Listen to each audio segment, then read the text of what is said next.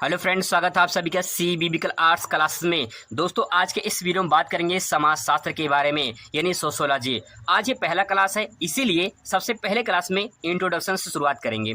समाज शास्त्र क्या है, समाज शास्त्र की परिभाषा क्या है, समाज शास्त्र के जनक कौन है, पूरा विस्तार से कंप्लीट यही चर्चा करेंगे। समाज शास्त्र क्या है दोस्तों, आपको बता दें कि ये वीडियो देखने के बाद आपको कोई भी डाउट नहीं रहेगा, क्योंकि आज के इस वीडियो में कंप्लीट आपको बताएंगे। पहले बताएंगे समाजशास्त्र के बारे में, फिर उसके बाद सोशियोलॉजी, दोनों बताएंगे हिंदी और इंग्लिश में, ताकि आप आसानी से समझ पाएं। चलिए शुरुआत करते हैं आज का ये वीडियो। दोस्तों, पहले आप जब किसी शब्द को पढ़िए, अगर उस शब्द का मतलब आपको समझ में ना आए तो उसे दो भागों में डिवाइड कर दिया जाए तो आसानी से समझ में आ जाएगा, जैसे संधि विच्छेद होता है। समाजशास्त्र, इसको अगर समझना है तो उसको मैंने दो भागों में डिवाइड किया है, समाज और शास्त्र। समाज का अर्थ होता है व्यक्तियों का समूह, यानी जो व्यक्तियों का समूह होता है उसी को क्या कहते हैं, समाज कहते हैं।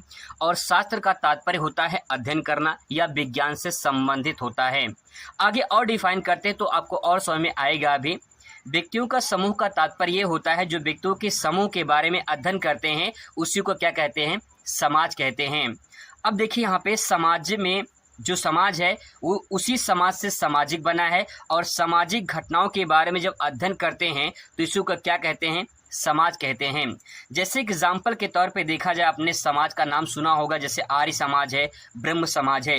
इन सामाजिक घटनाओं के बारे में जब हम अध्ययन करते हैं तो एक जो है समाज निकलकर सामने आता है। लेकिन यहाँ पे डिफाइन समाजशास्त्र को नहीं करता है, यहाँ पे बस समाज के बारे में बता रहा है। लेकिन अगर उसको और डिफाइन करते हैं तो आपको आसानी से समझ में आएगा।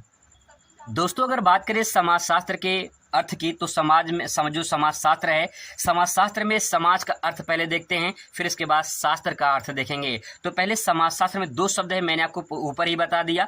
तो समाजशास्त्र में पहले समाज का अर्थ देखेंगे, फिर इसके बाद शास्त्र का अर्थ देखेंगे। तो देखिए, समाज का तात्पर्य क्या होता है, सामाजिक संबंधों की अमूर्त व्यवस्था को समाज कहा जाता है।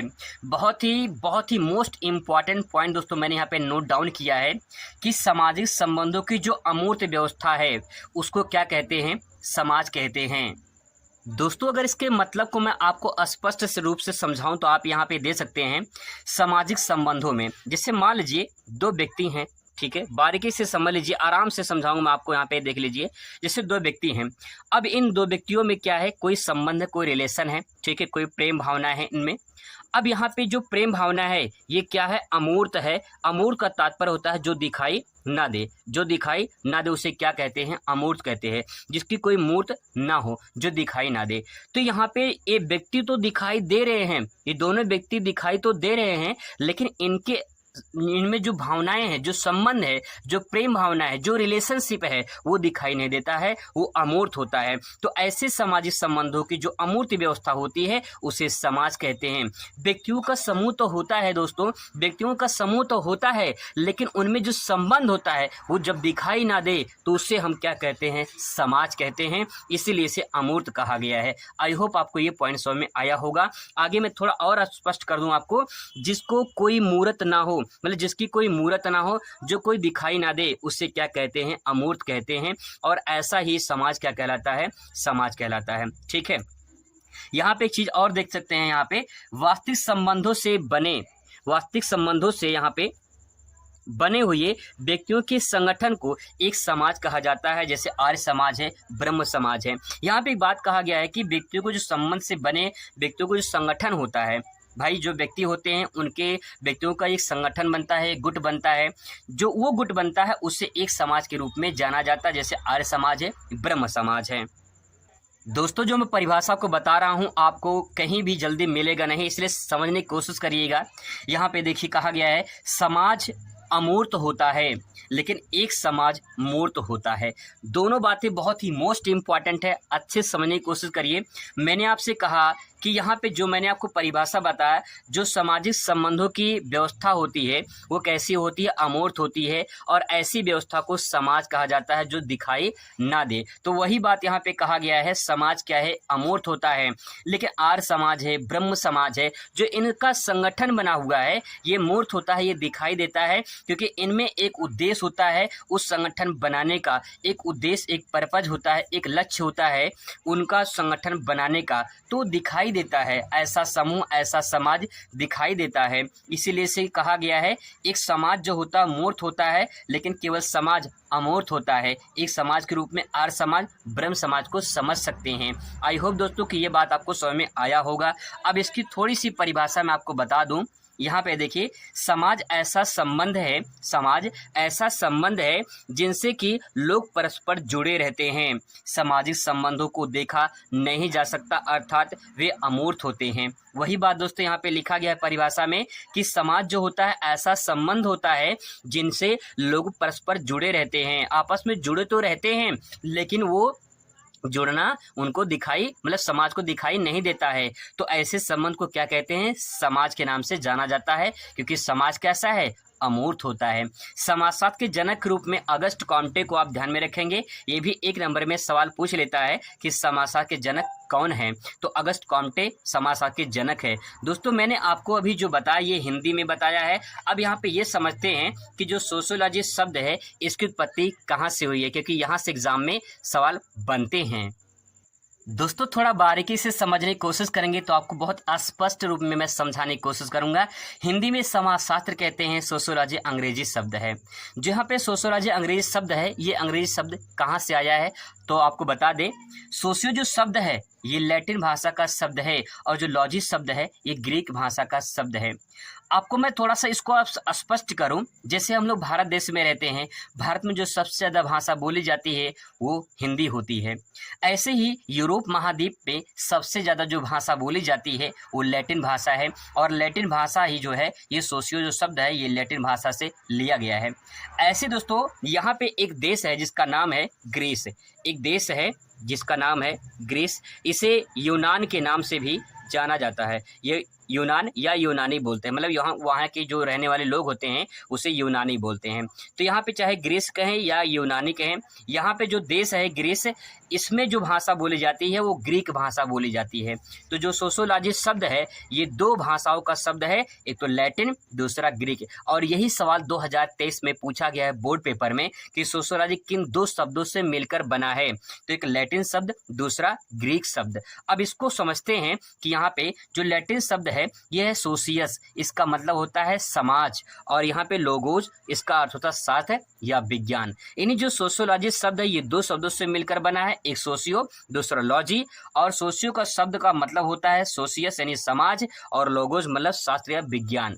हम कह सकते हैं समाज का शास्त्र या समाज का विज्ञान। आगे थोड़ा सा और मैं आपको स्पष्ट करूँ, यहाँ पे शाब्दिक जो अर्थ लिखा है यहाँ पे आपको क्लियर हो जाएगा। समाजशास्त्र वह विज्ञान है जिसमें समाज का अध्ययन किया जाता है। दोस्तों यहाँ पे परिभाषा बहुत सिंपल वर्ड में मैंने लिखा है, समाजशास्त्र वह विज्ञान है जिसमें समाज का अध्ययन किया जाता है। अब दोस्तों यहाँ पे एक सवाल ये उत्पन्न होता है, समाजशास्त्र को, समाज और शास्त्र को विज्ञान कहा गया है, तो इसको जरा समझते हैं ताकि आपको जो है ये क्लियर हो जाए कि विज्ञान क्यों कहा गया है समाजशास्त्र को। देखिए अगर समाज को बात करें तो व्यक्तियों का वह समूह या समाज है, व्यक्तियों को वह समूह समाज है जिसके सदस्यों के मध्य पारस्परिक या मानसिक या फिर सामाजिक संबंध होते हैं। और संबंध कैसा होता है? अमूर्त होता है। इसके बारे में चर्चा हम लोग पहले ही कर चुके हैं। यानी समाज कैसा होता है? अमूर्त होता है।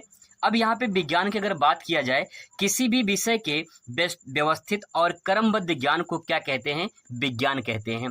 अब यहाँ पे जो परिभाषा लिखी गई है, किसी भी विषय के व्यवस्थित और क्रमबद्ध ज्ञान को विज्ञान कहते हैं, तो अब समाजशास्त्र और विज्ञान से क्या रिलेटिव है इसको मैंने यहाँ पे जोड़कर बनाया, तो आप इससे आसानी से समझ पाओगे। समाजशास्त्र वह विज्ञान है जिसमें सामाजिक संबंधों का क्रमबद्ध, व्यवस्थित और वैज्ञानिक रूप से भी अध्ययन किया जाता है, उसे क्या कहते हैं? समाजशास्त्र कहते हैं। इसीलिए दोस्तों यहाँ पे इसे विज्ञान कहा गया है। देखिए विज्ञान में क्या है?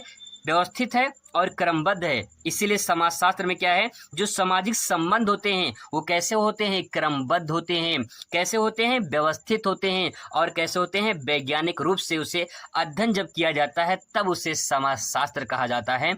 आई होप आपको समझ में आया होगा। भारतीय समाज है, अध्याय पहली शुरुआत करते हैं हम लोग। भारतीय समाज एक परिचय। इस पूरे चैप्टर में आपको सिर्फ आपको इतना समझने को मौका मिलेगा कि भारतीय समाज क्या है, भारतीय समाज का परिचय क्या है, इसके बारे में पूरा विस्तार से आपको बताएंगे। दोस्तों अगर आप पूरा वीडियो देख लेते हैं तो आपके इस वीडियो में पूरा लेसन जो है कंप्लीट हो जाएगा और अच्छे तरीके से याद भी करवा देंगे। चलिए शुरुआत करते हैं आज का ये वीडियो। समाजशास्त्र क्या होता है इसके बारे में पिछले वीडियो में दोस्तों आपको बता चुका हूं, अच्छे तरीके से मैंने समझाया था। अगर आप उस वीडियो को नहीं देखे हैं तो उसे एक बार जरूर देखें। देखिए भारतीय समाज है, तो यहाँ पे भारतीय समाज को समझने के लिए हमने थोड़ा सा पॉइंट लिखा है ताकि जो है आपको अच्छे से समझा सके। यहाँ पे देखिए भारतीय समाज है, भारतीय समाज का तात्पर्य ये होता है कि औपनिवेशिक काल में हमारे समाज में एक विशिष्ट भारतीय चेतना जागृत हुई। भारत में उपनिवेश वाद ने ही राष्ट्रवाद को जन्म दिया। अब यहाँ पे जो इसका मतलब लिखा है, जो यहाँ पे लिखा गया है, इसका मतलब मैं आपको बता दूं तो देखिए औपनिवेशिक काल का मतलब ये होता है कि जब कोई एक देश, एग्जाम्पल के माध्यम से समझाते हैं, जैसे मान लीजिए एक देश है, चाइना को ले लेते हैं, ठीक है, चाइना देश है। जब ये चाइना देश, जैसे मान लीजिए आप सभी को अच्छे से पता होगा कि तिब्बत पर जो है चाइना का कब्जा है। चीन जो है शक्तिशाली देश है। जब कोई शक्तिशाली देश किसी गरीब देश पर या किसी ऐसे छोटे देश पर कब्जा कर ले तो उसे कहा जाता है उपनिवेश। उसे क्या कहा जाता है? उसे कहा जाता है उपनिवेश कहा जाता है, उसे उपनिवेश कहा जाता है। और फिर इसके बाद जो वहाँ के जो लोग होते हैं उस उपनिवेश के द्वारा जो बनाए गए शासन होते हैं, जो कानून होते हैं, उसको लागू करते हैं, मतलब फॉलो करते हैं, तो उसी को कहते हैं औपनिवेशिक काल। काल मतलब समय। जो औपनिवेशिक काल है, जो एक देश है जो शक्तिशाली है, जब किसी छोटे देश को कब्जा कर लेता है तो वही क्या कहलाता है? औपनिवेशिक काल कहलाता है। अगर यहाँ पे भारत का एग्जाम्पल लेते हैं तो भारत भी कभी अंग्रेजों का गुलाम था। अब दोस्तों यहाँ पे जब अंग्रेजों का गुलाम था तो भारत के जो लोग थे औपनिवेशिक काल कहलाते हैं।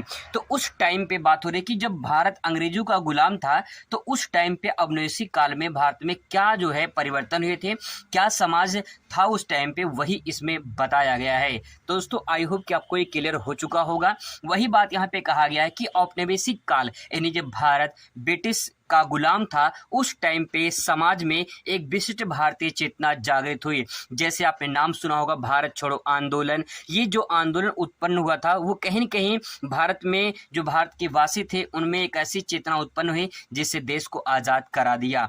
ऐसी दोस्तों आपको चीज़ों को समझना है बारीकी से। इसके बाद कहा गया है भारत में उपनिवेशवाद ने ही राष्ट्रवाद को जन्म दिया। अब यहाँ पे क्वेश्चन मार्क ये होता है कि राष्ट्रवाद क्या है, आगे आपको सब कुछ बता देंगे, कोई डाउट नहीं रहेगा। इसके बाद दोस्तों आपका यहाँ पे बहुत प्यारा प्रश्न बनेगा यहाँ पे कि भारतीय समाज की विशेषताएं क्या है। आपसे सवाल पूछ लेगा भारतीय समाज की विशेषता क्या है, तो आपको यहाँ पे लिखना क्या है।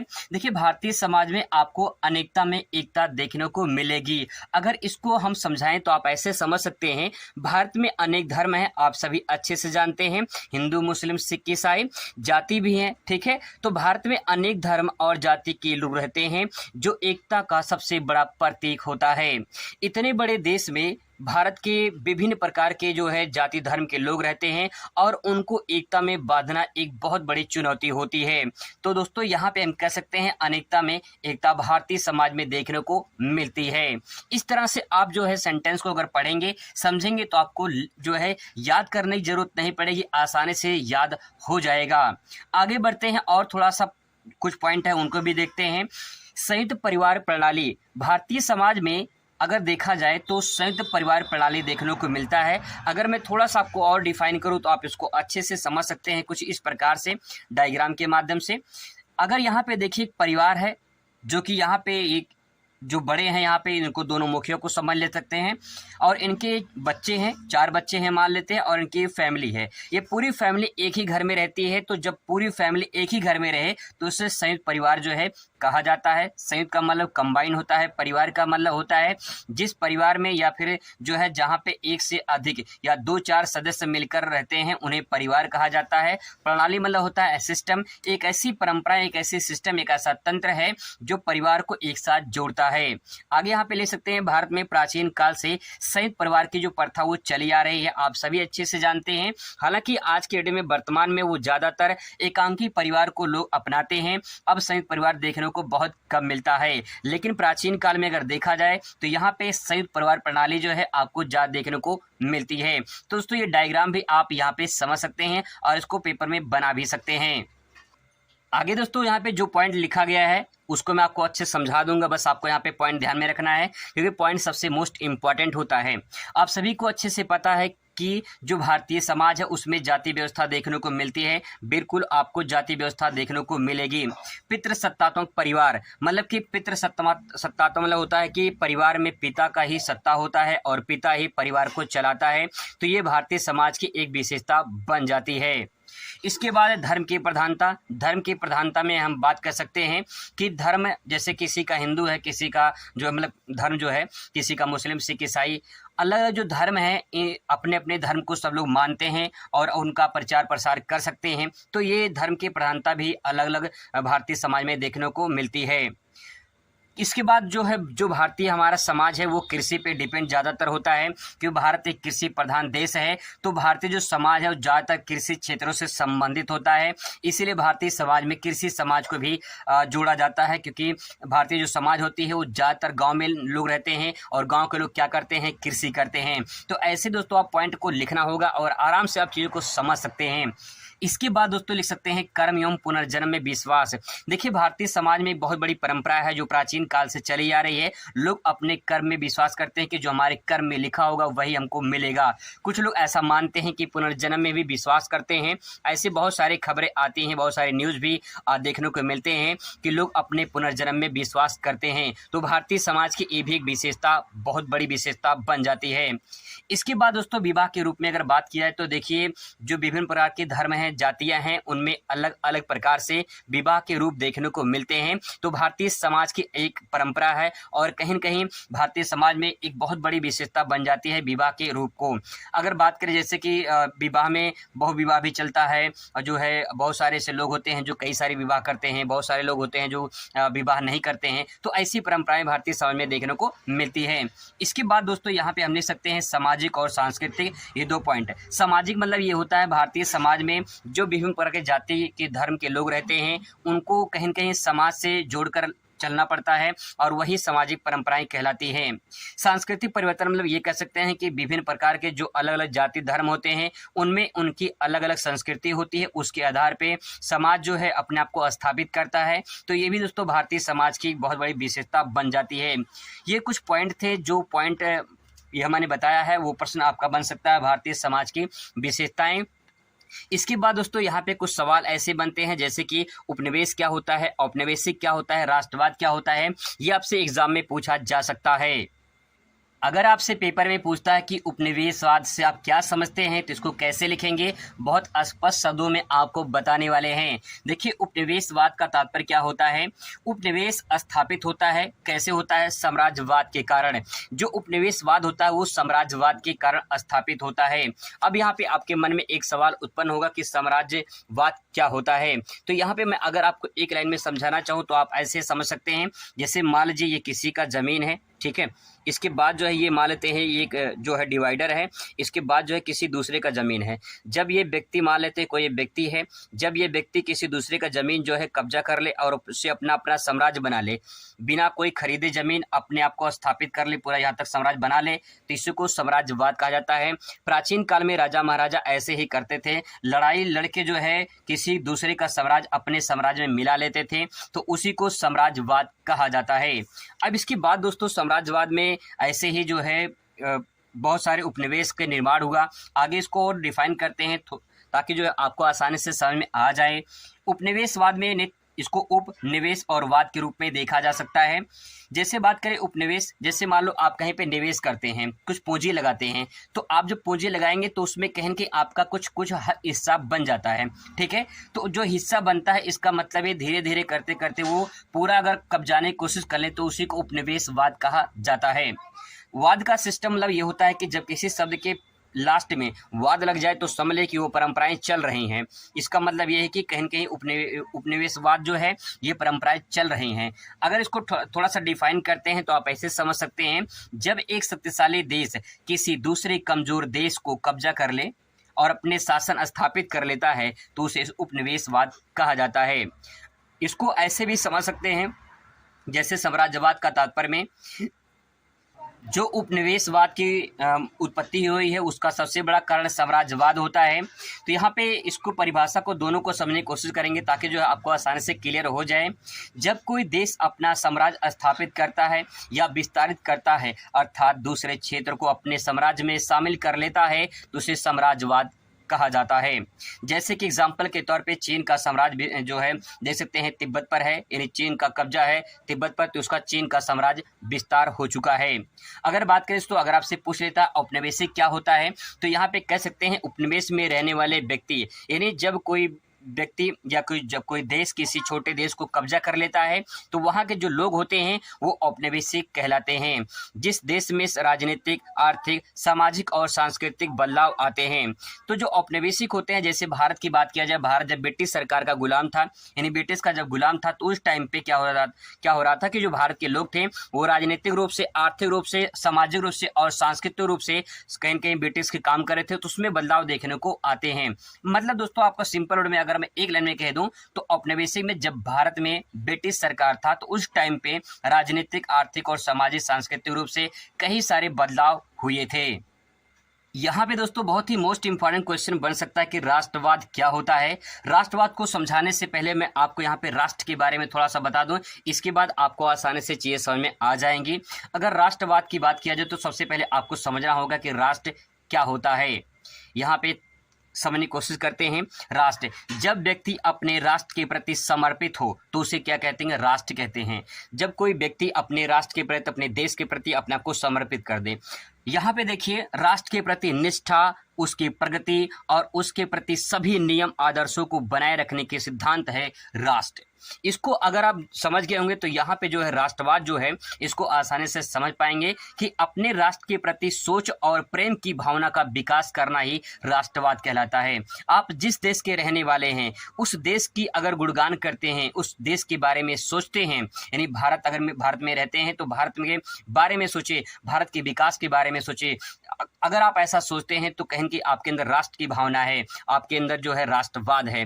दोस्तों इसके बारे में यहाँ पे ये परिभाषा ले सकते हैं। इसके बाद यहाँ पे दूसरी परिभाषा भी ले सकते हैं कि राष्ट्रवाद एक ऐसी भावना है जो सामाजिक, राजनीतिक, सांस्कृतिक तथा भौगोलिक में एकता में एकीकृत करता है। मतलब ये है कि अगर राष्ट्रवाद आपके अंदर है, राष्ट्र की भावना आपके अंदर है, तो आप सामाजिक रूप से, यानी सामाजिक स्तर पर आप काम करेंगे, राजनीतिक रूप से आप काम करेंगे, सांस्कृतिक रूप से काम करेंगे और भौगोलिक रूप से, यानी भारत में जो विभिन्न प्रकार की भौगोलिक परिवर्तन होते हैं, अगर उन सबको मिलाकर आप एक काम करते हैं, मतलब देश के प्रति अपने को समर्पित करते हैं, एकीकृत करते हैं अपने आप को, तो कहीं न कहीं आपके अंदर राष्ट्र की भावना है, उसी को राष्ट्रवाद कहा जाता है। आई होप दोस्तों आपको समझ में आया होगा। अब यहाँ पे लास्ट क्वेश्चन बनता है पहले चैप्टर से, इसके बाद ये चैप्टर फिनिश हो जाएगा बहुत ही कम समय में और शॉर्ट टर्म में। मैंने उसको बताया है 100% की गारंटी, इससे बाहर आपके एग्जाम में नहीं आने वाला है, इतना भरोसा विश्वास करिए। इसके बाद दोस्तों यहाँ पे जो क्वेश्चन बनेगा पूछ सकता है आपसे, भारतीय समाज पर पाश्चात्य संस्कृति का प्रभाव अथवा भारतीय समाज में परिवर्तन को बताइए। ये क्वेश्चन बहुत ही मोस्ट इंपॉर्टेंट है। भारतीय समाज पर पाश्चात्य संस्कृति, पाश्चात्य मतलब होता है पश्चिम, यानी जब भारत को, अगर आप भारत को देखिए संसार में, तो भारत जो है, भारत के पश्चिम में यूरोप है और यूरोप से ही लोग भारत में आए थे, तो इसी को पाश्चात्य संस्कृति कहते हैं। यहाँ पे दोस्तों अगर बात करें सामाजिक परिवर्तन क्या हुए थे, तो आप यहाँ पे कह सकते हैं पाश्चात्य संस्कृति अर्थात पश्चिमी देश का प्रभाव से भारतीय समाज में काफी परिवर्तन देखने को मिला है, जो निम्नलिखित है। जो दोस्तों अलग अलग प्रकार से जो है, जैसे आप सभी को पता है अंग्रेज आए, डच आए, फ्रांसीसी आए, तो ये जब भारत में आए थे तो उनके आने से भारतीय समाज में कुछ परिवर्तन हुए थे, उन परिवर्तनों को बताना है। आइए देखते हैं क्या क्या परिवर्तन हुए थे। इसको बस पॉइंट में समझ लीजिए, बाकी जो है इसको मैं व्याख्या कर दूंगा और आप आसानी से इसको समझ जाएंगे। देखिए, जाति प्रथा में कमी। जो जाति प्रथा है ये कहीं न कहीं जब ब्रिटिश सरकार का गुलाम था भारत, तो उस टाइम पे जो है जाति प्रथा, बहुत सी जाति प्रथाएं थी।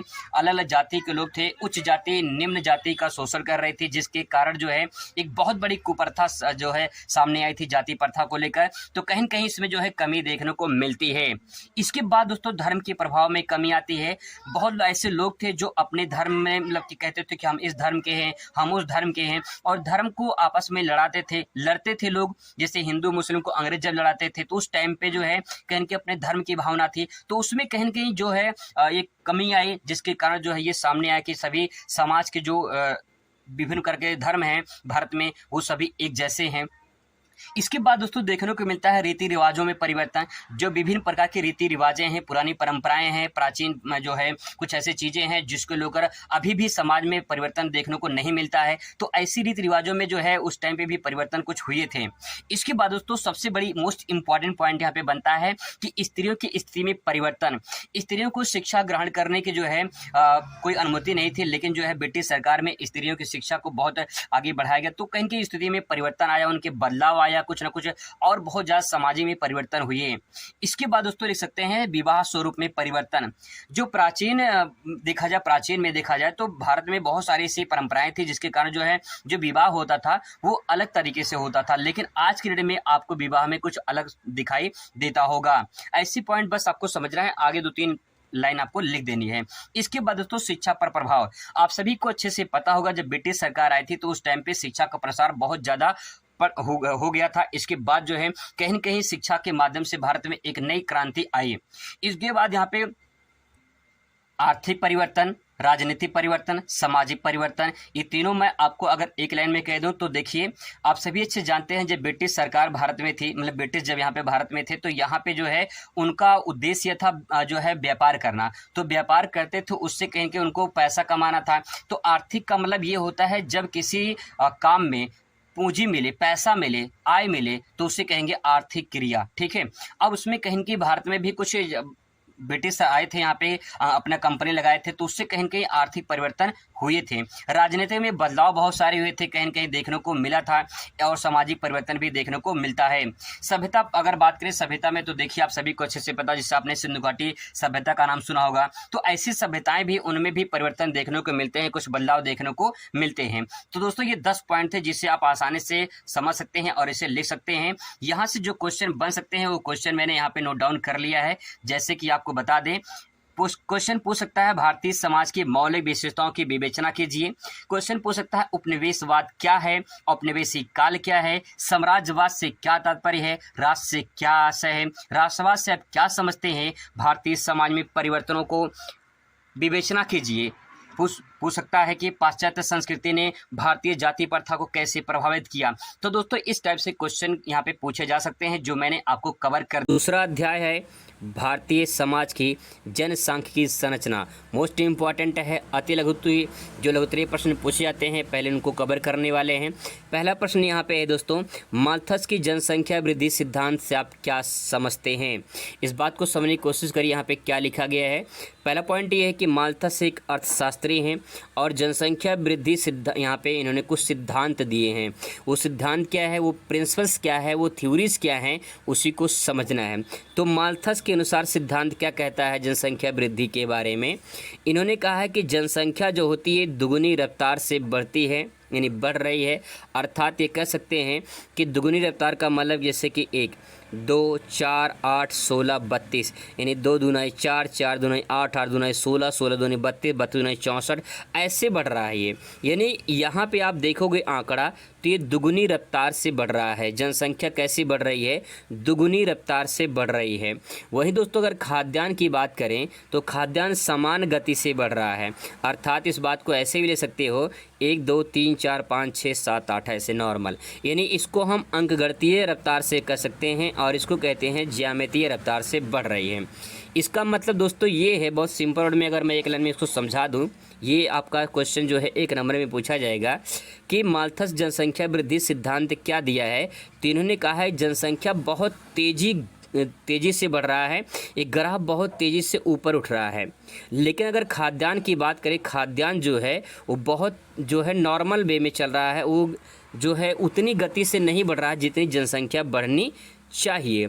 अब सवाल यहाँ पे ये है, जनसंख्या अगर ऐसे ही बढ़ेगी तो खाद्यान्न की कमी होगी, और खाद्यान्न की कमी होगी तो आप जानते हैं फिर आगे क्या समस्याएं उत्पन्न हो सकती हैं। तो बस आपको इतना लिखना है कि जनसंख्या वृद्धि सिद्धांत में जो है माल्थस का क्या विचार था, क्या सिद्धांत था उनका। इसके बाद जो है यहाँ पे आंसर फिनिश हो जाएगा। इसके बाद दोस्तों अगला प्रश्न यहाँ पे है कि जन्म दर से आप क्या समझते हैं। मोस्ट इम्पॉर्टेंट प्रश्न है, जन्म दर से क्या समझते हैं, बहुत कई बार पूछा गया है। इसका आंसर आप ऐसे ले सकते हैं, जन्म दर हेडिंग डालेंगे और लिखेंगे प्रति हजार जनसंख्या पर जीवित जन्म लेने वाले बच्चों की संख्या को जन्म दर कहा जाता है। अब दोस्तों यहाँ पे जो परिभाषा कही गई है आप सिंपल वर्ड में समझ सकते हैं कि प्रति हजार जनसंख्या पे जितने बच्चे जन्म लेते हैं जीवित, ध्यान रखेंगे जीवित जन्म लेते हैं, उनकी संख्या को जन्म दर कहा जाता है। इसका फार्मूला होता है जन्म दर निकालने का, जीवित जन्म लेने वाले बच्चों की संख्या बटे उस क्षेत्र की कुल जनसंख्या कितनी है, इसके बाद गुणे 1000 कर देते हैं तो वो जो आंकड़ा होता है जन्म दर का वो निकल जाता है। आप इसको एक लाइन में से समझ सकते हैं कि प्रति हजार जनसंख्या पर जितने बच्चे जीवित जन्म लेते हैं उनकी संख्या को जन्म दर कहा जाता है। अगला प्रश्न दोस्तों है, बहुत ही इंपॉर्टेंट प्रश्न है कि अनुकूलतम या फिर आदर्श जनसंख्या से आप क्या समझते हैं। इसी क्वेश्चन को अलग अलग तरीके से पूछा जा सकता है, बस आपको इतना ध्यान में रखना है कि आदर्श जनसंख्या होती क्या है। दोस्तों यहाँ पे नाम से ही स्पष्ट है आदर्श मतलब क्या होता है, आप समझ रहे होंगे। अब देखिए इसको आंसर लिखना, आदर्श जनसंख्या से तात्पर्य उस जनसंख्या से है जिससे सभी को रोजगार प्राप्त हो और प्रति व्यक्ति आय में वृद्धि हो। यहाँ पे दोस्तों जो परिभाषा लिखी गई है उसमें कहा गया है कि एक आदर्श जनसंख्या, यानी जो जनसंख्या तीव्र गति से बढ़ती है वो तीव्र गति से ना बढ़कर एक नॉर्मल वे में बढ़े, जितनी आवश्यकता है, जितनी खाद्यान्न है, अगर उसके आधार पे जनसंख्या बढ़ती है तो हो सकता है कि समस्या आगे कोई उतना ना आए। लेकिन यहाँ पे कहा गया है आदर्श जनसंख्या के बारे में या अनुकूलतम जनसंख्या के बारे में, तो जनसंख्या उतनी हो जितना सबको रोजगार मिल जाए और प्रति व्यक्ति आय भी उनका अच्छा हो, तो उसे आदर्श जनसंख्या कहा जाता है। प्रोफेसर रॉबिन्स ने कहा है, एक अर्थशास्त्री हैं जिनका नाम है प्रोफेसर रॉबिन्स, इन्होंने कहा है आदर्श जनसंख्या उसे कहते हैं जिससे अधिकतम उत्पादन संभव होता है। मतलब ये है कि इन्होंने कहा है कि जनसंख्या उतना होना चाहिए कि जितना उत्पादन हो और उसको दोनों को तालमेल या अनुकूल बना रहे। कहीं कि जनसंख्या जितनी होगी, जितने संसाधन होंगे उनके अनुसार जो है संसाधन और जनसंख्या दोनों का तालमेल बना रहेगा, और कहीं न कहीं जब तालमेल बना रहेगा तो आने वाले दिनों में कोई समस्या उत्पन्न नहीं होगी। इसी को आदर्श जनसंख्या के नाम से जाना जाता है। अगला प्रश्न दोस्तों यहाँ पे है, चौथा प्रश्न है, जनसंख्या वृद्धि से आप क्या समझते हैं या जनसंख्या विस्फोट से आप क्या समझते हैं। बहुत ही इंपॉर्टेंट प्रश्न है, बहुत सिंपल वर्ड में आप इसे लिख सकते हैं, किसी भी क्षेत्र में निश्चित समय के दौरान लोगों की संख्या में वृद्धि या परिवर्तन को जनसंख्या वृद्धि कहते हैं।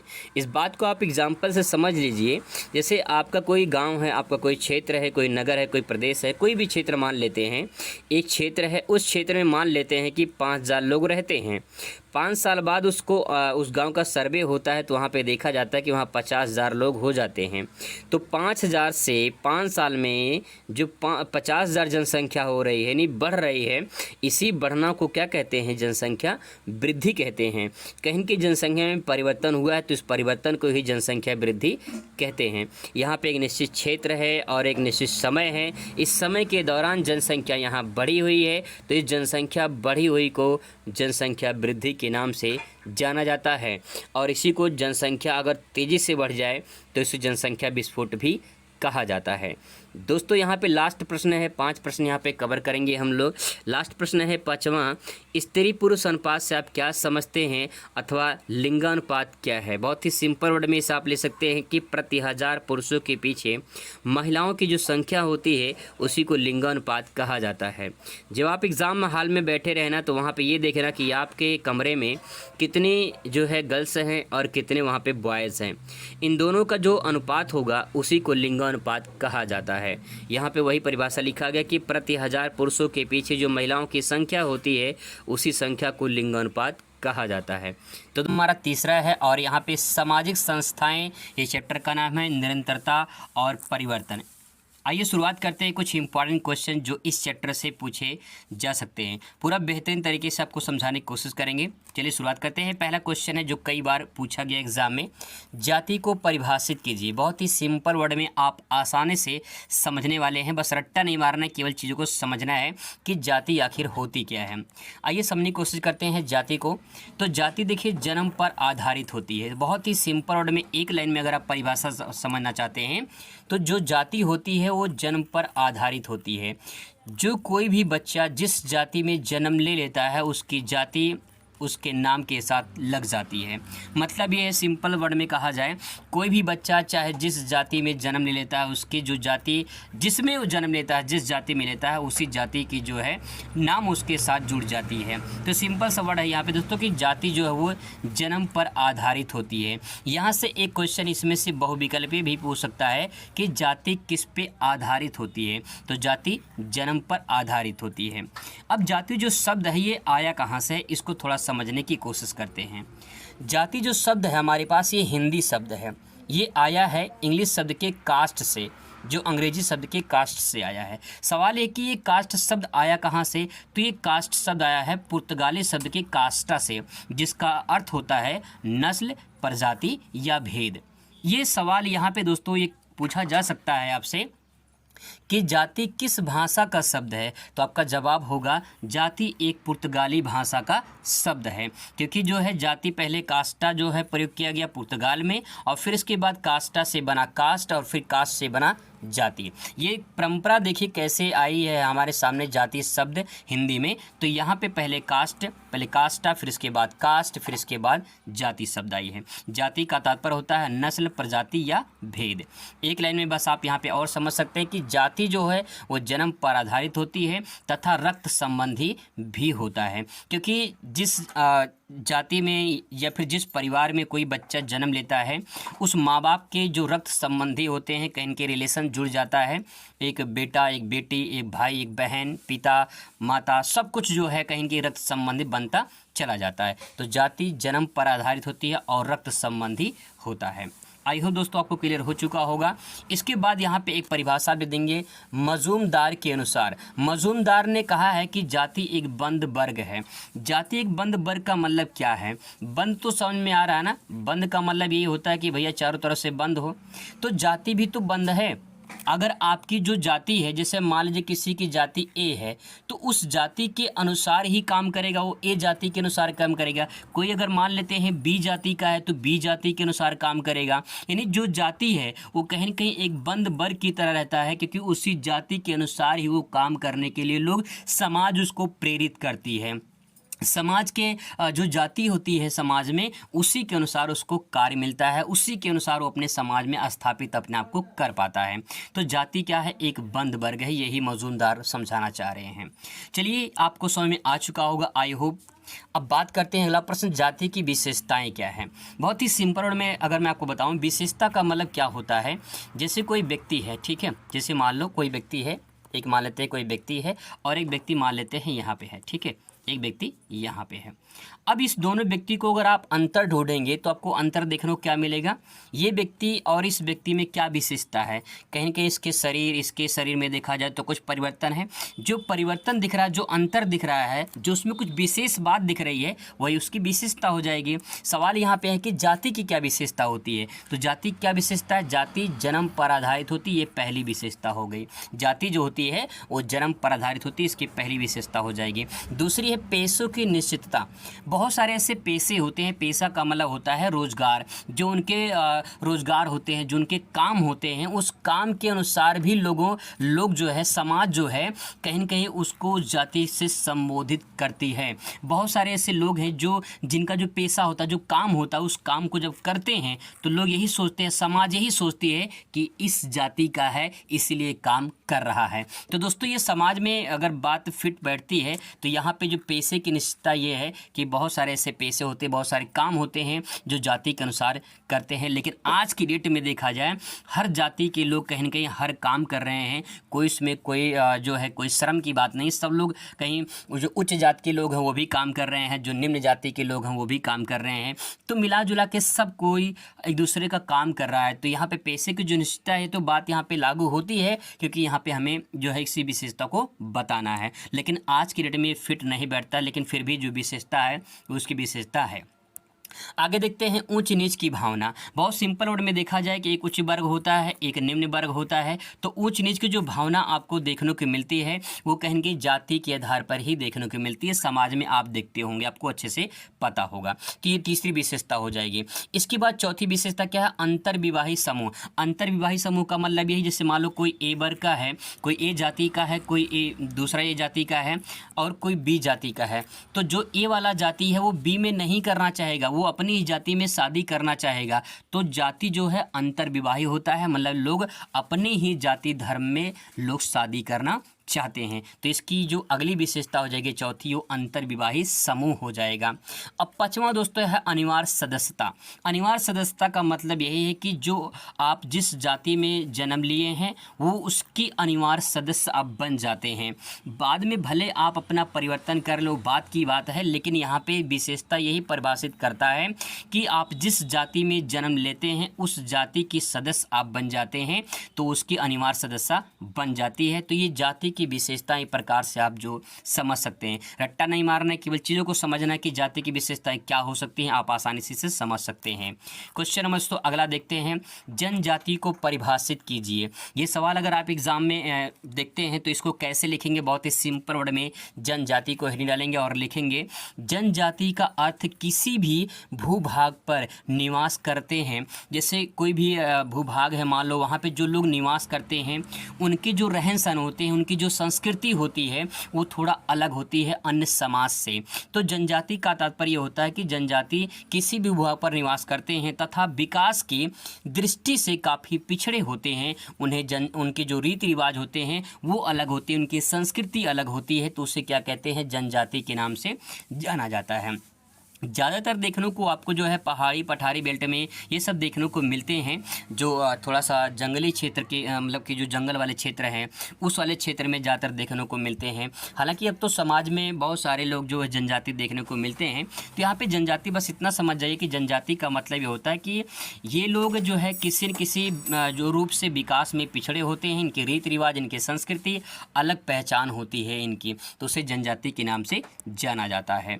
अगला दोस्तों, परिवार को परिभाषित कीजिए। आप सभी परिवार में रहते हैं, आप सभी अच्छे से जानते हैं कि परिवार क्या होता है, परिवार की परिभाषाएं क्या हैं। बहुत ही सिंपल वर्ड मैंने लिखा है यहाँ पे, दो या दो से अधिक सदस्यों के समूह को परिवार कहा जाता है। बहुत ही सिंपल वर्ड में आप समझ लीजिए कि दो या दो से अधिक सदस्यों के समूह को परिवार कहा जाता है। और परिवार में जो है माता पिता और उनके बच्चे ही होते हैं। बहुत सारे ऐसे लोग होते हैं जो ये मानते हैं कि इसे मान लो एक परिवार है, परिवार में जो है मान लेते हैं उसमें चाचा चाची भी हैं, बुआ भी हैं, तो ये सब लोग सोचते हैं कि जो है ये सब परिवार हैं। ऐसा नहीं है, वो परिवार के सदस्य हैं। परिवार में दोस्तों सिर्फ जो है माता पिता होते हैं और उनके बच्चे होते हैं, और बच्चों में अविवाहित बच्चे जो होते हैं वही परिवार कहलाता है। बाकी जो बुआ होते हैं, जो चाचा चाची होते हैं, जो अन्य लोग होते हैं, सदस्य होते हैं, वो परिवार के सदस्य होते हैं, जिसे संयुक्त परिवार के नाम से जाना जाता है। अगर आपसे सिंपल सा परिवार का परिभाषा पूछे तो आप इतना लिख सकते हैं, दो या दो से अधिक जो समूह का सदस्य होता है, मतलब सदस्यों का जो समूह होता है उसे परिवार कहा जाता है। परिवार में माता पिता और उनके अविवाहित बच्चे होते हैं, उसे परिवार कहा जाता है। आई होप दोस्तों आपको ये भी क्लियर हो चुका होगा। बहुत ही मोस्ट इंपॉर्टेंट क्वेश्चन, नातेदारी से आप क्या समझते हैं? 2022 में, 2023 में, 2020 में सवाल पूछा गया है, नातेदारी को परिभाषित कीजिए। नातेदारी यानी रिलेशनशिप, बहुत ही सिंपल वर्ड में समझिए, रिलेशनशिप नातेदारी यानी रिश्तेदारी भी कह सकते हैं। नातेदारी से तात्पर्य होता है रिश्ते नाते से लगाया जाता है, जो रक्त तथा विवाह जो है विवाह के माध्यम से जुड़ते हैं। रिलेशनशिप जो नातेदारी होता है वो कैसे से जुड़ता है। मैं थोड़ा डायग्राम के माध्यम से आपको समझाने की कोशिश करता हूँ कि नातेदारी कैसा होता है। जैसे मान लीजिए एक परिवार ए है, एक परिवार यहाँ बी है, ठीक है। अब क्या होगा, मान लीजिए इस लड़के की शादी इस परिवार की लड़की से हो जाता है, इस लड़के की शादी जो है इस परिवार की लड़की से हो जाता है, विवाह हो जाता है।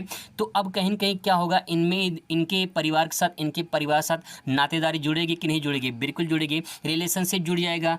इस लड़की के जो माता पिता होंगे, इस परिवार से कहीं के एक रिश्ता जुड़ जाएगा, और इस परिवार के जो सदस्य होंगे, इस परिवार से भी एक रिश्ता जुड़ता चला जाएगा। तो इसे क्या कहेंगे? नातेदारी कहेंगे, इसे रिलेशनशिप कहेंगे, इसे रिश्तेदारी भी आप समझ सकते हैं। तो दोस्तों इस तरह डायग्राम के माध्यम से भी या परिभाषा के माध्यम से दोनों तरीके आप समझ सकते हैं आसानी से। बात करते हैं अगला क्वेश्चन, प्रजाति से क्या आशय है? प्रजाति होती क्या है? आइए इसको डिफाइन करते हैं, समझने की कोशिश करते हैं प्रजाति क्या होती है। तो प्रजाति से आशय उस वर्ग से होता है जिसके सदस्यों में सामान्य गुण अथवा निहित गुणों के कारण सामान्य शारीरिक लक्षण पाए जाते हैं। प्रजाति का मतलब ये होता है जैसे कि स्पेसीज जो होते हैं, जो प्रजाति होती है, जैसे अगर मानव की बात किया जाए, मानव किसका प्रजाति है? मानव माना जाता है कि जो है बंदरों की प्रजाति है। तो प्रजाति का मतलब ये होता है कि हम किसकी प्रजाति हैं। अगर मान लो कुत्ता कहा जाए, कोई कुत्ता किसकी प्रजाति है, घोड़ा किसकी प्रजाति है। तो प्रजाति क्या होता है? समान उसके गुण होते हैं, और उसके जो निहित, जो उसके अंदर जो निहित गुण होते हैं, उसका कहीं न कहीं एक ऐसा लक्षण दिखाता है जिसके आधार पे उसकी शारीरिक बनावट और उसके जो है रूप रंग उसको प्रदर्शित करता है। तो प्रजाति जैसे मानव को मान लेते हैं, मानव किसकी प्रजाति है? माना जाता है मानव बंदरों की प्रजाति है। तो कहने का तात्पर्य है कि प्रजाति जो बंदर है, कहीं कि उससे कुछ न कुछ शारीरिक गठन, उसके रूप रंग कुछ न कुछ मानव से मिलते जुलते हैं, तभी तो उसको कहा गया प्रजाति। तो इसीलिए दोस्तों प्रजाति का तात्पर्य होता है कि जो सदस्य होते हैं उसके सामान्य गुण होते हैं, या तो उसमें जो निहित गुण होते हैं, जो क्वालिटीज़ होती है, उसके आधार पे जो उसके शारीरिक गठन होते हैं, उसके बनावट के आधार पे प्रजाति को तय किया जाता है। ठीक है, आई होप दोस्तों क्लियर हो चुका होगा आपको कि प्रजाति का मतलब ये होता है कि जो समूह होते हैं, जो सदस्य होते हैं, उनको जो समान गुण होते हैं, या फिर जो उनमें निहित जो गुण होते हैं, उनके अंदर जो गुण होते हैं, उनके शारीरिक बनावट, उनके लक्षण के आधार पे जो है प्रजाति का निर्धारण किया जाता है। अगला दोस्तों क्वेश्चन है, परिवार को परिवार की विशेषताएं बताना है। परिवार को परिभाषित हम लोग कर चुके हैं, अब इसकी विशेषताएं क्या है। देखिए विशेषताएं का मतलब मैं बता चुका हूं कि विशेषता क्या होती है। विशेषता का मतलब कुछ खास बात उसमें होना चाहिए। तो परिवार में ऐसे क्या होता है, उसकी क्या विशेषताएं हैं। परिवार में देखिए पति पत्नी होते हैं, पति पत्नी का संबंध होता है, बिल्कुल होता है। परिवार में जो है कहीं न कहीं एक ऐसा परिवार में जो यौन संबंध होता है, जैसे मान लो कि जब किसी लड़का लड़की की शादी होती है, ठीक है, तो उसमें एक रिलेशनशिप बनता है जिसे यौन संबंध के रूप में जाना जाता है। तो यहाँ पे जो परिवार है वो कहीं न कहीं उसमें जो है एक माता पिता होते हैं, और उसके बाद जो है कहीं कि उसमें एक रिलेशनशिप होता है जिसे यौन संबंध के नाम से जाना जाता है। रक्त संबंधी, बहुत ही सिंपल पॉइंट ये है कि मान लेते हैं ये लड़का लड़की है, इनकी शादी करा दिया जाए, ठीक है। जब शादी होगी तो इनका जब एक बच्चा होगा तो कहीं न कहीं बच्चा होगा तो कहीं न कहीं ये जो बच्चा होगा इनसे ये रक्त संबंधी रिलेशनशिप बन जाएगा, रक्त संबंधी बन जाएगा। तो कहने का तात्पर्य यहाँ पे एक विशेषता ये भी हो जाएगी रक्त संबंध। दूसरा विवाह संबंधी, जब इस लड़की के साथ शादी हुआ तो क्या हुआ? विवाह संबंधी, तभी तो परिवार बढ़ेगा, तभी तो परिवार बनेगा। जब विवाह होगा तभी परिवार बनेगा, बिल्कुल बढ़ेगा। तो सिंपल सी बात दोस्तों यहाँ पे है कि रक्त संबंधी, विवाह संबंधी जो है परिवार में विशेषताएं पाई जाती हैं। निवास स्थान, देखिए जो परिवार होता है, परिवार का एक निवास स्थान माना जाता है। वो चाहे जहाँ पे निवास करता है, कहीं न कहीं उसका जो है एक गुट होता है, एक परिवार होता है, और परिवार जो है वो कई लोगों को सदस्यों के साथ मिलकर अपने एक निजी क्षेत्र में, एक निश्चित क्षेत्र में जो है निवास करता है। तो निवास भी जो है कहीं न कहीं परिवार को परिभाषित करता है। तो जो है परिवार की ये सब विशेषताएं हैं, बहुत सिंपल और में आसानी से आप समझ सकते हैं कि परिवार की विशेषताएं क्या होती हैं। अगला पॉइंट दोस्तों यहाँ पे, बाजार का क्या तात्पर्य, अगला चैप्टर है। बाजार का क्या तात्पर्य है? बाजार की अगर तात्पर्य की बात करें तो बाजार वह स्थान होता है जहां क्रेता और विक्रेता एकत्र होते हैं और वस्तुओं का लेन देन करते हैं। बहुत ही सिंपल में आप सभी जानते हैं बाजार क्या होता है। तो बाजार क्या है? एक स्थान है जहां पे क्रेता और विक्रेता इकट्ठा होते हैं और फिर वहां पे वस्तुओं का लेन देन करते हैं, यही है बाजार। ठीक है, आगे देखते हैं दोस्तों, अगला प्रश्न देखते हैं यहाँ पे, अदृश्य हाथ से क्या तात्पर्य है? इंपॉर्टेंट क्वेश्चन है। ये चैप्टर जो जो है 2024 में ही शामिल किया गया है। तो ये चैप्टर नया है आप लोग के लिए, तो इसलिए ये चैप्टर को एक बार रिपीट करना जरूरी होता है। अदृश्य हाथ क्या है? अदृश्य हाथ मतलब अदृश्य मतलब जिसे दिखाई ना दे, और ऐसा हाथ जो दिखाई ना दे। तो भाई अर्थ तो यही निकल रहा अदृश्य हाथ है, लेकिन इसको परिभाषित करते हैं तो कुछ और समझ में आपको आएगा कि अदृश्य हाथ से अभिप्राय उस बल से है। मतलब एक बल है जो कि अदृश्य हाथ से लग रहा है, दिखाई तो नहीं देता है, लेकिन जो अदृश्य हाथ है एक बल है। बस इतना समझिए क्या है, एक बल है, एक फोर्स है जो बाजारी अर्थव्यवस्था में व्यक्तियों के लाभ की प्रवृत्ति को समाज के लाभ में बदल देता है। बहुत ही सिंपल वर्ड में समझाने की कोशिश किया गया है, समझने की कोशिश करते हैं। जो अदृश्य हाथ है ये प्रकार का बल है, पहला पॉइंट। दूसरा पॉइंट ये है कि ये बाजारी जो अर्थव्यवस्था है, जो बाज़ार होता है, उस बाज़ार में कितना जो है सामान बिका है, कितना जो है ख़रीदा गया है, कितना जो है अमाउंट हुआ है, पूरा देखा जाता है, लेखा जोखा तैयार किया जाता है कि भैया कितना जो है उसमें मुनाफा हुआ, कितना घाटा हुआ है, पूरा एक अर्थव्यवस्था उसकी तय की जाती है। अब जो अर्थव्यवस्था तय की जाती है इसमें जो है व्यक्तियों को जो लाभ होता है, व्यक्तियों का लाभ जो होता है, इस लाभ को समाज से जोड़ा गया है, इस लाभ को समाज से जोड़ा गया है। मैं बहुत सिंपल में आपको समझाने की कोशिश करूँ। जैसे मान लो एक बाज़ार है, ठीक है, एक बाज़ार है, एक व्यक्ति जो है इस बाज़ार में अपना दुकान खोल रखा है, दुकान खोल रखा। अब यहाँ पे क्या होगा, इसने अपना सामान बेचा, इसको जो फ़ायदा होगा, ठीक है, इस व्यक्ति को जो फ़ायदा होगा, ये व्यक्ति कहाँ रहता है, समाज में रहता है, क्योंकि मानव एक सामाजिक प्राणी है। अब इस व्यक्ति को फ़ायदा होगा, तो जब व्यक्ति को फ़ायदा होगा तो कहीं न कहीं वो फ़ायदा अपने लिए नहीं कर रहा है बल्कि समाज को दे रहा है। वो फ़ायदा किसको दे रहा है, समाज को दे रहा है, लेकिन ये समाज को दिखता नहीं है, ये समाज को दिखता नहीं है, इसीलिए यहाँ पे अदृश्य हाथ का प्रयोग किया गया है। आई होप दोस्तों आपको क्लियर हो चुका होगा कि यहाँ पे एक व्यक्ति है जो अपना व्यापार तो कर रहा है, लेकिन वो व्यापार करने के बाद जो उसको लाभ मिल रहा है वो समाज के रूप में खर्चा कर रहा है, समाज सेवा के रूप में खर्चा कर रहा है, लेकिन वो समाज को दिख नहीं रहा है, इसीलिए इसे अदृश्य हाथ के नाम से जाना जाता है। यहाँ पे पॉइंट क्लियर हो चुका होगा शायद, अगर नहीं क्लियर हुआ है तो अब एडम स्मिथ ने कहा है, आपको थोड़ा क्लियर हो जाएगा। प्रत्येक व्यक्ति अपने लाभ को बढ़ाने की सोचता है। जो प्रत्येक व्यक्ति होता है, सभी जो अपना दुकान खोलते हैं, अपना व्यापार करते हैं, सभी लोग चाहते हैं कि हमारा जो है लाभ हो, ठीक है। तो प्रत्येक व्यक्ति अपना लाभ बढ़ाने की सोचता है और समाज के हित में ही होता है। अगर कोई व्यक्ति लाभ कमाना चाहता है तो व्यक्ति समाज में रहता है, तो अगर वो लाभ कमाता है तो समाज का भी भला होगा उसमें, ठीक है। ऐसा प्रतीत होता है कि कोई भी एक अदृश्य बल काम करता है, यानी समाज की सुरक्षा के लिए, समाज की देखरेख के लिए कहीं न कहीं एक बल काम करता है जो दिखाई नहीं देता है, और इसी अदृश्य बल को एडम स्मिथ ने अदृश्य हाथ के नाम दिए हैं। तो यहाँ पे दोस्तों जो परिभाषा है बहुत सिंपल वर्ड में आप आसानी से इसे समझ सकते हैं। अगला क्वेश्चन यहाँ पे है, उदारीकरण को परिभाषित कीजिए। उदारीकरण क्या है? उदार का मतलब होता है दयावान होना, ऐसे समझिए, दयावान होना। अब किसके प्रति क्या दयावान होना, यही समझना है। उदारीकरण का तात्पर्य होता है ऐसे नियम या नीतियों से है जिसके कम करने या हटाने से होता है। जैसे मान लो आपने कोई कंपनी खोल रखी है, ठीक है, अपने वस्तु का उत्पादन किया। अब वस्तु को उत्पादन करने के बाद आपको इसको जो है मार्केट में बेचना है। अपने सरकार ने क्या किया, सरकार ने टैक्स ज़्यादा लगा दिया कि भैया देखो तुमने जो उत्पादन किया है इसमें टैक्स लगेगा। अब टैक्स में लगाने के बाद जो है टैक्स सरकार ने ज़्यादा लगा दिया, तो क्या आपको उदार मिला, यानी दयालु, मतलब क्या आपको फ़ायदा होगा? हो सकता है घाटा भी हो जाए। अगर ये सरकार जो है आपका जो आपने वस्तु बेच रहे हैं मार्केट में, अगर उस वस्तु पे टैक्स को कम कर दे, ठीक है, यानी कहा है कि इसमें अगर कम किया जाए या फिर हटा दिया जाए तो हो सकता है कि उदारीकरण हो जाएगा। यहाँ पे दोस्तों यही बात समझाना चाह रहे हैं कि उदारीकरण का मतलब यही होता है कि जो नियम होते हैं, जो नीतियाँ होती हैं, उसको थोड़ा कम कर दिया जाए ताकि जो है दूसरों को फ़ायदा हो जाए, दूसरों को भला हो जाए। यही इसमें कहना चाह रहे हैं। उदारीकरण का अर्थ अर्थव्यवस्था में उदार बरतना या शिथिलता लाना है ताकि देश की अर्थव्यवस्था में कोई प्रॉब्लम ना हो। सामाजिक विषमता एवं बहिष्कार के स्वरूप। इस चैप्टर को कवर करने वाले हैं, बहुत ही इम्पॉर्टेंट क्वेश्चन अति लघु का कवर करने वाले हैं, जो दोस्तों बहुत ही इम्पॉर्टेंट है और हर साल कहीं न कहीं रिपीट होते हैं, पूछे जाते हैं। चलिए शुरुआत करते हैं आज का ये टॉपिक।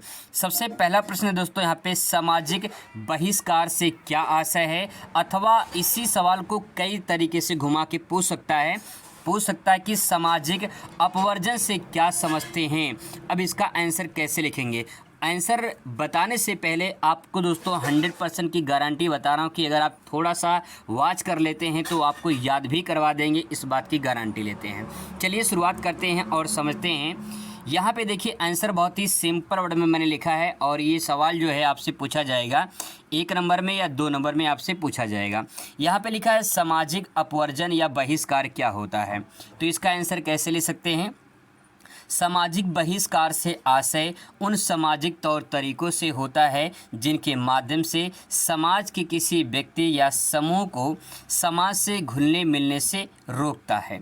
अब दोस्तों इस बात को थोड़ा सा समझने की कोशिश करेंगे कि जो सामाजिक बहिष्कार है, बहिष्कार का मतलब क्या, यानी जैसे मान लेते हैं एक समाज है, ठीक है, ये समाज है और ये समाज के लोग किसी भी व्यक्ति को बहिष्कार कर देते हैं, यानी इसकी गलती क्या है, इस गलती के कारण जो है इसको समाज से दूर अगर भगा देते हैं कि भाई तुम समाज से दूर हो, तुम समाज के लायक नहीं हो, तो उससे कहते हैं सामाजिक बहिष्कार या उसे अपवर्जन के नाम से जाना जाता है। यानी अगर एक लाइन में इसे आप समझना चाहते हैं तो समाज जो होता है वो किसी भी व्यक्ति को उसकी गलती के कारण जो है समाज अपने में उसे शामिल नहीं करता है, घुलने मिलने से रोकता है, उसे सामाजिक बहिष्कार या अपवर्जन के नाम से जाना जाता है। आई होप दोस्तों आपको क्लियर हो चुका होगा। अब बात करते हैं अगला प्रश्न। अगला प्रश्न है दिव्यांग से आप क्या समझते हैं?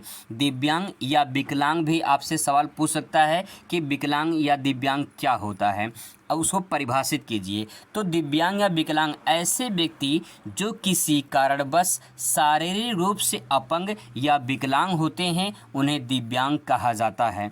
तो दोस्तों वहाँ पे जो है ये जो विकलांग शब्द है, ये विकलांग किसी व्यक्ति को, मान लो कोई व्यक्ति जो है वो विकलांग है, ठीक है, कोई व्यक्ति जो है वो विकलांग है, तो अगर इस व्यक्ति को विकलांग ना कहकर इसको दिव्यांग कहा जाए तो ये ज़्यादा आदर्श नाम लगता है विकलांग की अपेक्षा दिव्यांग। तो इसीलिए विकलांग जो होते हैं या अपंग जो होते हैं किसी भी रूप से, मतलब किसी भी तरीके से शारीरिक रूप से, अगर वो जो है कोई विकलांग है, कोई अंधा है, कोई गूंगा है, कोई बहरा है, कोई जो है किसी का हाथ पैर खराब है, तो उससे जो है विकलांग न कहकर एक आदर्श नाम में जो है दिव्यांग कहा जाता है। तो आप इसको एक लाइन में लिखना चाहते हैं, लिख सकते हैं कि कोई भी ऐसा व्यक्ति जो शारीरिक रूप से कहीं न कहीं अपंग हो या अपाहिज हो या विकलांग हो, तो उससे जो है विकलांग या अपाहिज न कहकर दिव्यांग कहा जाता है। ठीक है, अब दोस्तों बात करते हैं अगला प्रश्न। अगला प्रश्न है सामाजिक स्तरीकरण क्या है, परिभाषित कीजिए। ऐसा सवाल आपसे पूछ सकता है, तो इसका आंसर क्या लिखेंगे? देखिए सामाजिक स्तरीकरण लिखा है, यहाँ पे एक वर्ड निकालिए, सामाजिक में समाज, ठीक है, और स्तरीकरण में निकालिए स्तर। ये 2 शब्द आपको निकालना है। अगर आपको दोनों समझ में आ जाएगा तो परिभाषा भी आपको आसानी से समझ में आ जाएगा। समाज का मतलब क्या होता है? समाज का मतलब होता है कि व्यक्तियों का जो समूह होता है उस समूह को समाज कहा जाता है। ठीक है, उस समाज में क्या होते हैं, कुछ स्तर होते हैं। स्तर का मतलब एक उच्च स्तर होता है, एक मध्यम स्तर होता है, एक निम्न स्तर होता है। तो जो ये स्तर होता है उसी को स्तरीकरण कहा जाता है। और ये स्तर कहाँ पे होता है? समाज में होता है। तो क्या हो जाएगा? सामाजिक स्तरीकरण हो जाएगा। ठीक है, वही परिभाषा में कहा गया है। देखिए समाज में व्यक्तियों अथवा समूहों को उच्च व निम्न विभक्तों में जो है उच्च या फिर निम्न विभक्त करने के लिए जो है व्यवस्था जो की जाती है उसे सामाजिक स्तरीकरण कहा जाता है। मतलब अगर मैं आपको एक लाइन में इसे समझाना चाहूँ तो आपको बस इतना समझना है, जो समाज है उसमें स्तर होते हैं, एक उच्च होता है, एक निम्न एक मध्यम होता है। ठीक है, एक मध्यम होता है और एक जो होता है आपका निम्न होता है। तो जो समाज में ये स्तर होता है इसी को कहते हैं सामाजिक स्तरीकरण। अगला सवाल दोस्तों यहाँ पे ये है कि अनुसूचित जातियों की समस्याएं बताइए। अगर ये सवाल आपसे एग्जाम में पूछा जाता तो इसको कैसे लिखेंगे? अनुसूचित जाति यानी शेड्यूल कास्ट एससी की जो कैटेगरी होती है, इनमें क्या क्या समस्याएं हैं? तो पहली समस्या क्या है? निर्धनता की समस्या है, ठीक है। दूसरा है अशिक्षा की समस्या है। तीसरा है छुआछूत या अस्पृश्यता की समस्या है। चौथा पॉइंट है आवास की समस्या है। और पांचवा पॉइंट है शोषण की समस्या है। छठवां पॉइंट बेरोजगारी की समस्या है। तो दोस्तों इसमें से जो है जितना पूछा जाएगा उस प्रकार से आप ले सकते हैं। यहाँ पे बात ध्यान रखने की बात ये है, अगर पूछता कि अनुसूचित जाति की समस्याओं का वर्णन कीजिए, अगर वो पूछता है 4 नंबर में, तो आपको इसके बारे में 2-2 3-3 लाइन लिखना भी पड़ेगा। लेकिन अगर आपसे पूछता है कि अनुसूचित जाति की समस्याएं या 2 समस्याएं या फिर 3 समस्याएं बताइए, तो इन समस्याओं को सिर्फ ऐसे ही लिख देंगे तो आपको पूरा का पूरा नंबर आपको मिल जाएगा। यही इसमें एक तरीका ये है कि आपको इसको जो है, अगर ये पूरा सेंटेंस से पूछता है तो आपको जो है इसको परिभाषित करना पड़ेगा, ठीक है। अगर ज़्यादा 4 नंबर में पूछता है या 6 नंबर पूछता है, लेकिन अगर 1 नंबर में या 2 नंबर में पूछता है तो आप हेडिंग डाल देंगे जैसे ये पॉइंट लिखा गया है, तब भी आपका आंसर परफेक्ट माना जाएगा। अगला प्रश्न यहाँ पे है कि जातिगत पूर्वग्रह से आप क्या समझते हैं? इंपॉर्टेंट प्रश्न है, इसको ध्यान रखेंगे। जातिगत पूर्वग्रह से आप क्या समझते हैं? तो हेडिंग डालेंगे जातिगत पूर्वग्रह, इसके बारे में लिखेंगे एक जाति के सदस्यों द्वारा दूसरे समूह के बारे में पूर्व कल्पित विचार या व्यवहार को जो है क्या कहते हैं? जातिगत पूर्वग्रह कहते हैं। दोस्तों यहाँ पे जो सेंटेंस लिखा गया इसका मतलब ये है कि जाति का जो जाति के सदस्य होते हैं, कोई भी जाति होता है, मान लीजिए कोई जाति ए है, इस जाति के जो सदस्य होते हैं किसी दूसरे समूह या किसी दूसरे जाति समूह में जो पूर्व कल्पित विचारधाराएँ हैं, यानी जो पूर्व से पहले जो विचारधारा है इस समाज के बारे में, जैसे ये समाज है, ये कोई एक समाज यहाँ पे है, तो इस जो समाज ए है, जब इसके बारे में कोई विचार, कोई व्यवहार, कोई ऐसी बात करता है तो उसी को पूर्व जाति जो है पूर्व जाति ग्रह कहते हैं। यानी जो सिंपल सी बात ये है कि ओम नमः शिवाय, ओम नमः शिवाय। कहीं न कहीं अब अगला पॉइंट दोस्तों यहाँ पे है जातिगत पूर्वग्रह से आप क्या समझते हैं? इसको कैसे लिखेंगे? जातिगत पूर्वग्रह, यहाँ पे इसको परिभाषा को लिख सकते हैं, एक जाति के सदस्य दूसरे अब दोस्तों अगला प्रश्न देखते हैं, जातिगत पूर्वग्रह से आप क्या समझते हैं? तो हेडिंग डालेंगे जातिगत पूर्वग्रह, इसके बारे में लिखेंगे एक जाति के सदस्य दूसरे समूह के बारे में पूर्व कल्पित विचार या व्यवहार जो होता है उसी को जातिगत पूर्वग्रह कहते हैं। अगर मैं आपको सिंपल वर्ड में समझाऊं, जैसे मान लीजिए एक जाति का समूह ए है, ठीक है, फिर दूसरा कोई समूह है, दूसरा कोई समूह मान लेते हैं सी, मान लेते हैं कोई दूसरा समूह है, ठीक है। अब जो ए वाला जाति है, इस सी वाले जाति के बारे में जो विचार प्रकट करता है, जो भावनाएं प्रकट करता है, जो इसके व्यवहार, जो जिससे व्यवहार करता है, यही जो आचरण व्यवहार जो पहले से जो विचारधाराएं हैं जब इस जाति के रूप में प्रकट की जाएं तो उसे कहते हैं जातिगत पूर्वग्रह कहा जाता है। अगर एक लाइन में इसको डिफाइन करना चाहते हैं तो सिंपल बात ये है कि एक जाति के सदस्य जब दूसरे जाति के समूह सदस्यों के बारे में कोई व्यवहार, कोई विचार, कोई जो है कोई भी आचरण प्रकट करता है तो उसे जातिगत पूर्वग्रह के नाम से जाना जाता है। इसके बाद दोस्तों अगला प्रश्न यहाँ पे है कि वर्ग से आप क्या समझते हैं? वर्ग क्या होता है, इस बात को समझना कि वर्ग जो है क्या होता है।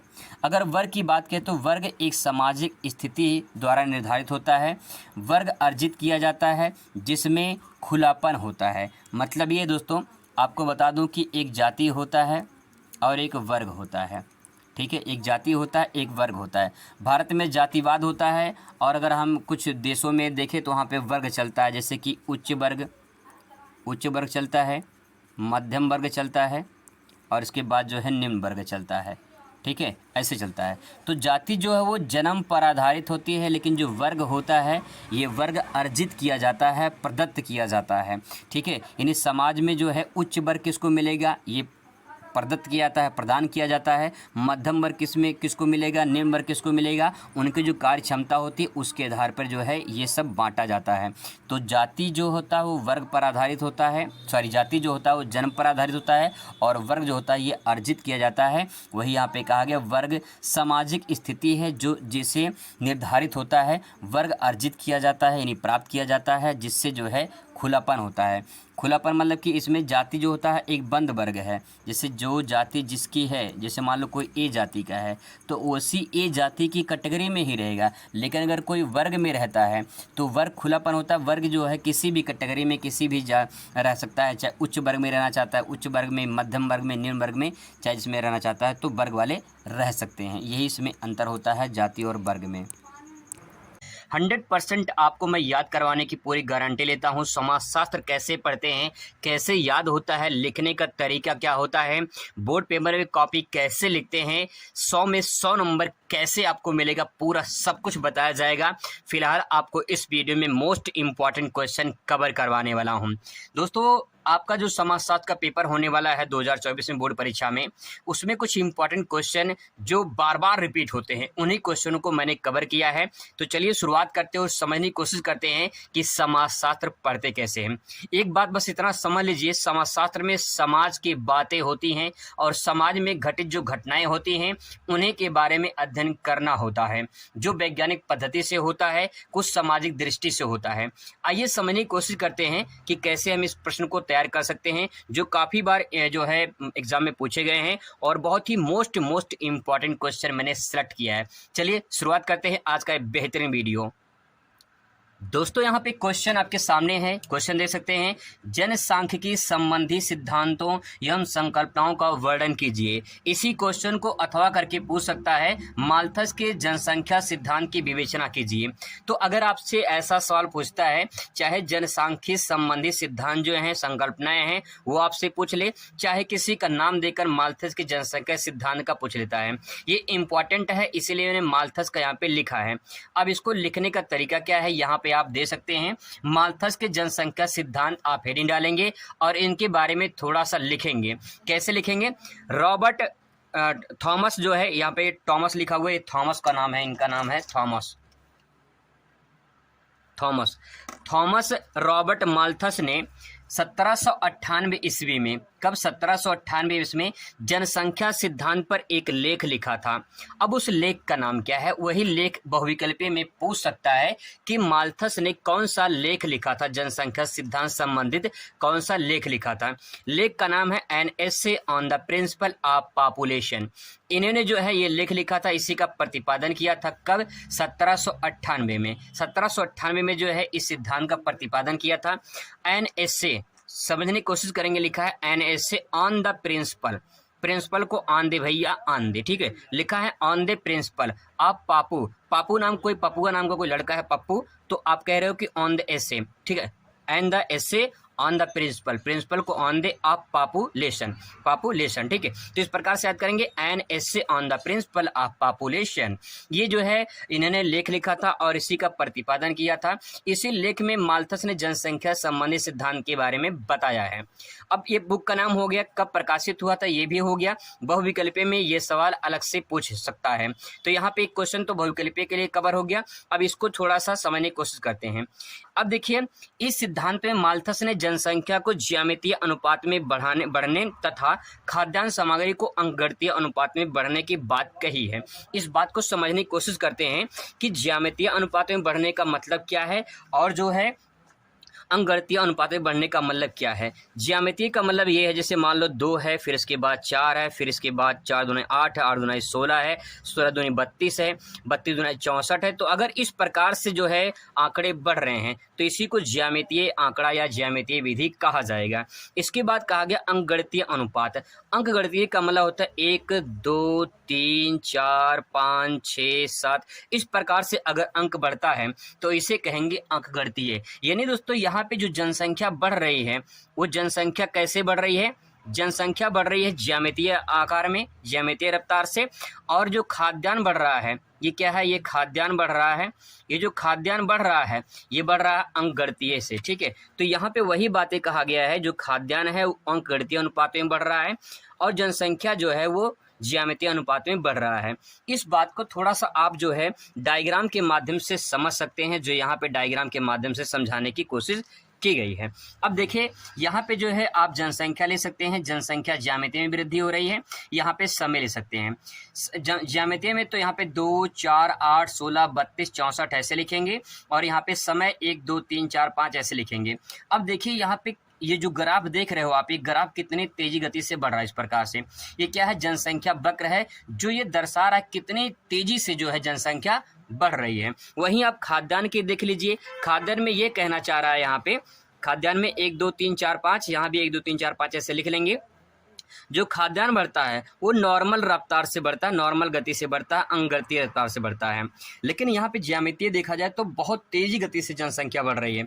पूरी दुनिया की जो आबादी है वो 8 अरब हो चुकी है, लेकिन खाद्यान्न तो कुछ बढ़ा नहीं है, खाद्यान्न की बल्कि कमी हो रही है। तो सवाल दोस्तों यही है, इस बात को जो यहाँ पे डायग्राम मैंने बनाया है, इस डायग्राम को जो है आप बना भी सकते हैं, या तो समझ सकते हैं या तो स्किप भी कर सकते हैं। लेकिन यहाँ पे इनके बारे में जो इस सिद्धांत में कहा गया है, इस सिद्धांत को समझने की कोशिश करते हैं। यहाँ पे इन्होंने सिद्धांत में कहा है, जनसंख्या सिद्धांत में जनसंख्या संबंधी सिद्धांतों का प्रतिपादन किया गया है। माल्थस का ऐसा विश्वास था कि जनसंख्या पर नियंत्रण प्राकृतिक घटनाओं से ही होता है। देखिए अब मानव से कितना कहा जाए कि भाई जनसंख्या को कंट्रोल किया जाए, जनसंख्या कंट्रोल किया जाए, लेकिन मानव जो है कंट्रोल जनसंख्या नहीं कर पा रहा है, जिसके कारण यहाँ पे समस्याएं हो रही हैं। अब सवाल यहाँ पे ये है कि अगर जनसंख्या कंट्रोल हो सकती है, नियंत्रण हो सकती है, तो कैसे प्राकृतिक घटनाओं से? कोई भी प्राकृतिक आपदा जाए, भूकंप आ जाए, बाढ़ आ जाए, सुनामी आ जाए, चक्रवात आ जाए, तो प्राकृतिक घटनाओं से प्राकृतिक शक्तियों कोई रोक नहीं सकता है। तो जनसंख्या कंट्रोल ऐसे हो सकती है, जैसे अकाल, सूखा, सुनामी, बाढ़, महामारी आदि ऐसी बीमारी अगर आ जाती है, आज जैसे प्राकृतिक आपदा आ जाती है, तो जनसंख्या कंट्रोल हो सकती है।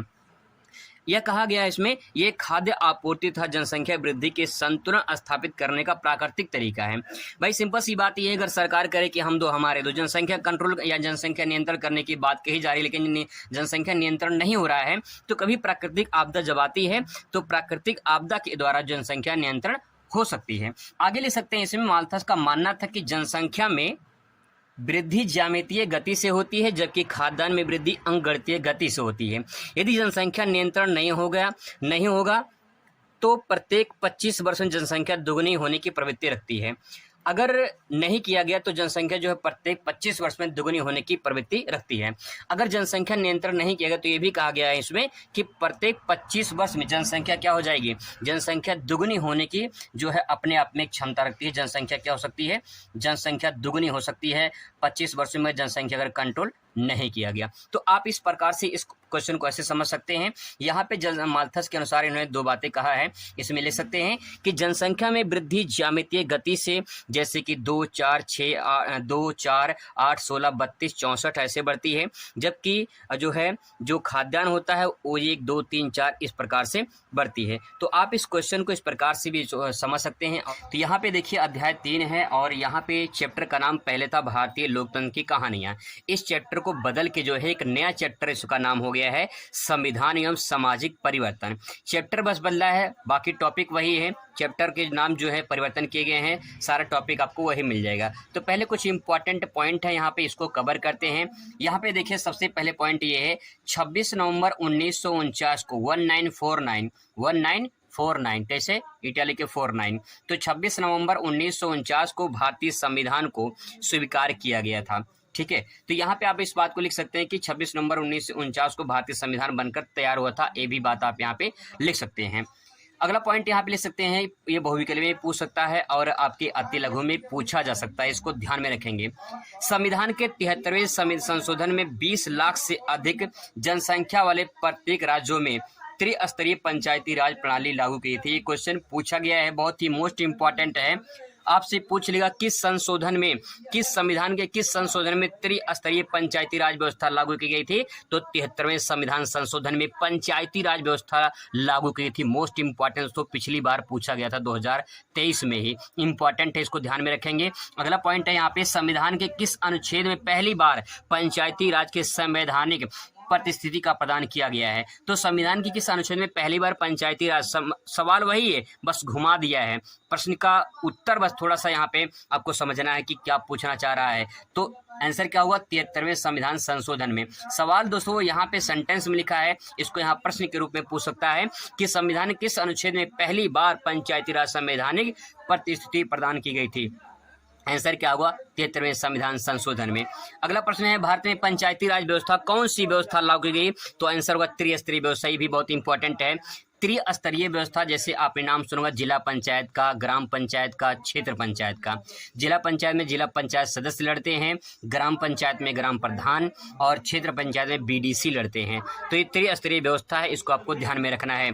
इसके बाद दोस्तों सबसे मोस्ट इंपॉर्टेंट है कि दहेज निरोधक अधिनियम कब पारित हुआ था। मोस्ट इंपॉर्टेंट है, पिछली बार ही पूछा गया था कि दहेज निरोधक अधिनियम, यानी दहेज जो है लेना अपराध है, देना अपराध है, इसको एक्ट बनाया गया, कानून बनाया गया और पारित कब किया गया, मतलब कि 1961 में एक कानून बनाया गया, पारित किया गया 1961 में। क्वेश्चन इंपॉर्टेंट, इसको जरूर आप ध्यान रखेंगे।